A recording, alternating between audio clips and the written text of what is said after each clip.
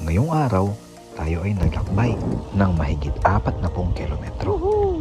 Mula Usi, Kaupunki hanggang Piharanta gamit lamang ang ating bisikleta. Pakay nating mapuntahan ang napakagandang simbahan na to. Ang simbahan ng Piharanta.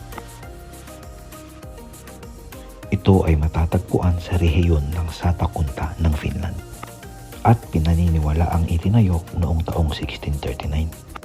Bagamat meron ding mga kasulatan na nagsasabi na ito ay naitayo noong 1611. Ang loob ng simbahan ay nahahati sa isang pangunahing bulwagan, isang silid sa gilid at isang apse.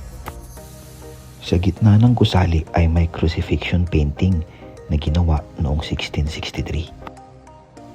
Nagtatampok din ang simbahan ng ilang mga antik tulad ng isang tansong kampana at isang inukit na kahoy na pulpito. Ang simbahan ay sumiilalim sa ilang mga pagsasaayos noong ika-19 na siglo.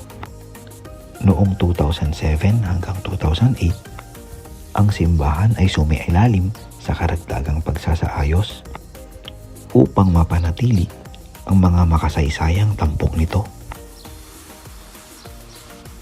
Ngayon, ang simbahang ito ay isang sikat na destinasyon ng mga turista at nananatiling mahalagang bahagi ng lokal na kultura ng relihiyon. Itinuturing din itong isang mahalagang halimbawa ng ika-17 siglong arkitektura ng simbahan sa Satakunta at sa Finland. At noong taong 1993, ito ay inuri bilang isang nationally significant built heritage site ng Finnish National Board of Antiquities.